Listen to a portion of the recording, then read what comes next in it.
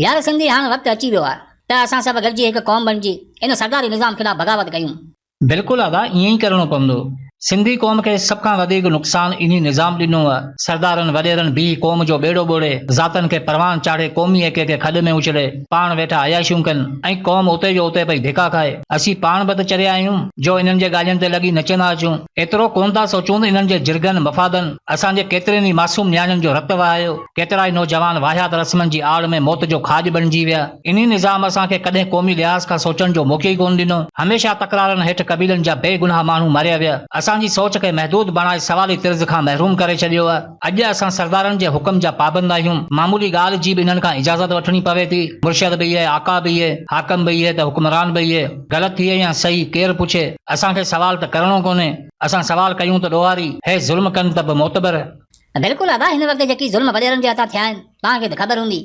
अदा पूरी दुनिया खे ख़बर आहे, मूंखे ख़बर कोन हूंदी छा? अदा मूं त शुरू में चयो हो त हीउ निज़ाम तव्हांजे हक़ में न आहे। बग़ावत कयो न त जानवरनि वांगुरु मारिया वेंदा। हीउ निज़ाम इंसान जी साख न बल्कि दौलत जा ठठ ॾिसे थो। हिते किरदार फुटपाथनि ते धिका खाईंदे नज़र अचनि था ऐं जाहिल ज़हन हुक्मरानी कनि था।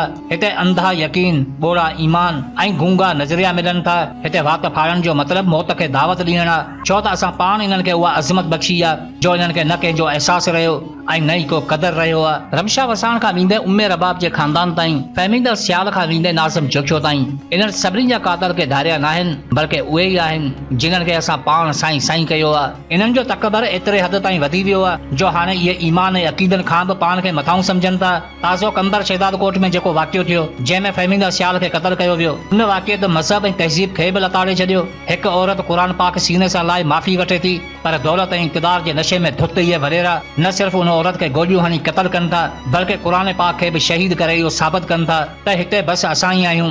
ॾोहो बसि एतिरो हो त हू संदसि अबाणनि घरनि खे छॾण लाइ राज़ी न थिया। नाज़िम जोखियो जो कहिड़ो ॾोहो, सिर्फ़ एतिरो त पखियुनि जो शिकार न कयो। छा इन ॻाल्हि जे करे को आम इंसान कंहिंखे एॾो बेदर्दी सां क़तल करे सघे थो? इहो गुनाह सिर्फ़ उहो ई करे सघे थो जेको पाण खे ज़मीनी ख़ुदा सम्झंदो हुजे। न कंहिंजी ज़िंदगी जो ख़्याल, न कंहिंजे मासूम ॿारनि जो अहसास, बसि पंहिंजी अना जी बका जी ख़ातिर ज़िंदगी खे तमाशो बणायो वञे थो।